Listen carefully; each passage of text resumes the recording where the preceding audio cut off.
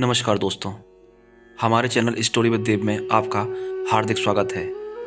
जब जीवन में अचानक ऐसा होने लगे कि जिन लोगों से आप रोज़ बात करते थे, जो आपकी उपस्थिति से प्रसन्न रहते थे, वहीं लोग धीरे धीरे दूर होने लगे।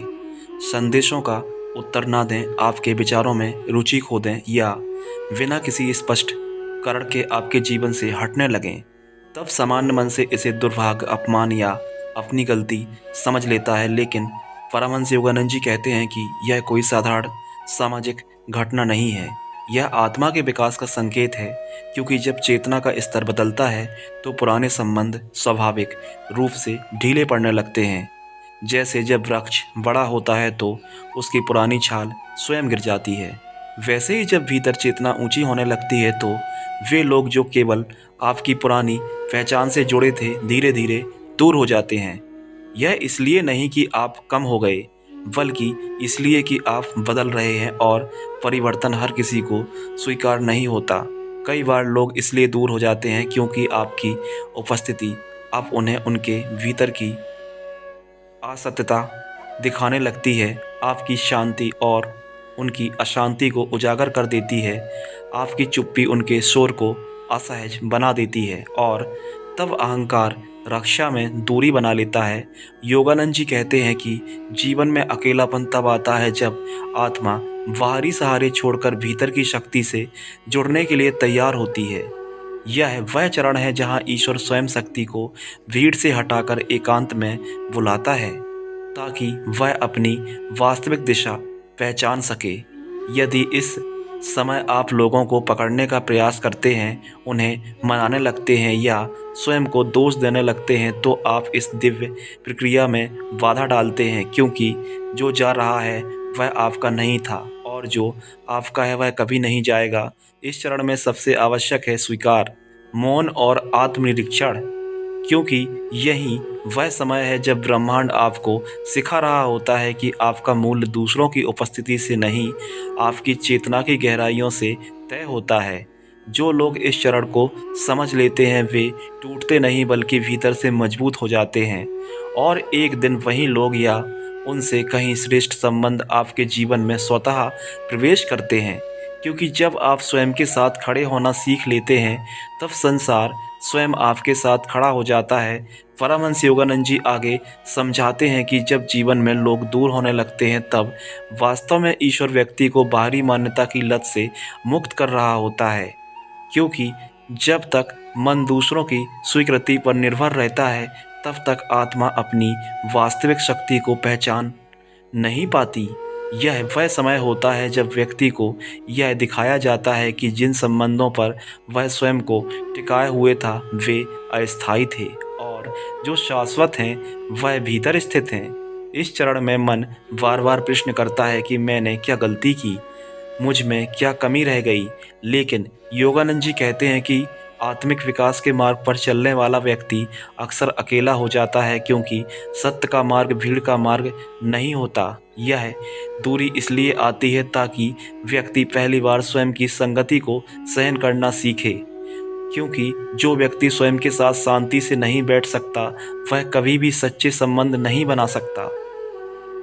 जब आप इस एकांत में स्वयं को सुधारने, शांत करने और भीतर उतरने लगते हैं, तब आपको धीरे धीरे यह अनुभूति होने लगती है कि जो लोग गए वे आपको थका रहे थे, आपकी ऊर्जा खींच रहे थे और आपको आपकी वास्तविक दिशा से भटका रहे थे।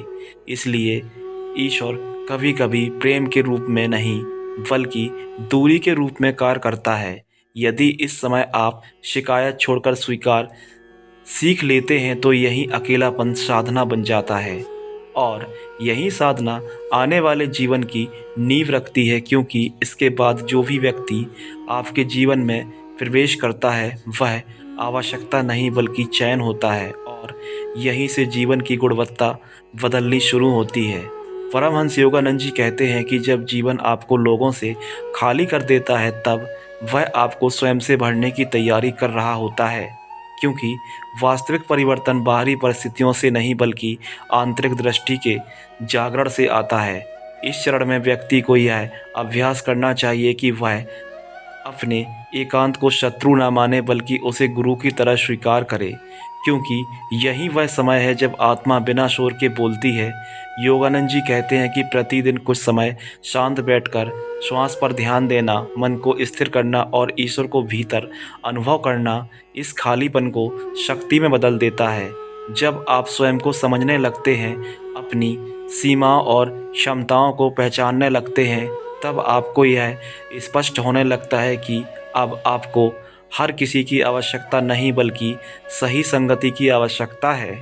यही कारण है कि इस प्रक्रिया के बाद व्यक्ति के जीवन में ऐसे लोग आते हैं जो उसे खींचते नहीं बल्कि उठाते हैं, जो उसकी ऊर्जा लेते नहीं बल्कि बढ़ाते हैं। यदि आप इस परिवर्तन के समय धैर्य रखते हैं, शिकायत नहीं करते और आत्मिक अनुशासन अपनाते हैं, तो यह दूरी आपके जीवन की सबसे बड़ी कृपा सिद्ध होती है, क्योंकि इसके बाद आप संबंधों में नहीं उलझते बल्कि संबंधों का चयन करते हैं, और यही चयन आपको भीड़ से अलग परंतु जीवन से गहराई से जुड़ा हुआ बनाता है। परमहंस योगानंद जी यह भी समझाते हैं कि इस एकांत और दूरी के काल में कुछ सूक्ष्म संकेत प्रकट होते हैं जिन्हें समझना आवश्यक है, क्योंकि यदि व्यक्ति इन्हें ना पहचाने तो वह इसी चरण में अटक सकता है। पहला संकेत यह होता है कि मन बार बार पुराने लोगों की स्मृतियों में लौटने लगता है और व्यक्ति स्वयं को भावात्मक रूप से कमज़ोर अनुभव करने लगता है। यही वह क्षण है जहां अधिकांश लोग गलती कर बैठते हैं और उन संबंधों को पुनः जीवित करने का प्रयास करते हैं जिनका समय समाप्त हो चुका होता है। दूसरा संकेत यह है कि व्यक्ति अपनी तुलना दूसरों से करने लगता है और यह सोचने लगता है कि जब सब आगे बढ़ गए और मैं पीछे रह गया, बल्कि वास्तविकता यह होती है कि हर आत्मा की गति अलग अलग होती है।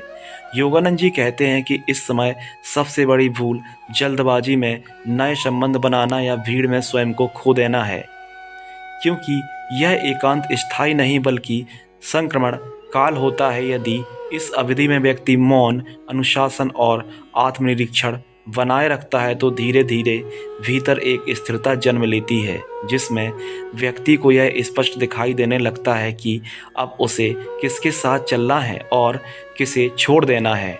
और यही स्पष्टता आगे के जीवन को संघर्ष नहीं साधना बना देती है। ऐसे ही ज्ञानवर्धक कहानियों के लिए हमारे चैनल स्टोरी विद देव को सब्सक्राइब करना बिल्कुल भी ना भूलें और इस ज्ञान की लहर को अपने मित्रों और परिवारजनों को शेयर ज़रूर करें। क्या पता आपके एक शेयर से किसी का जीवन बदल जाए। धन्यवाद।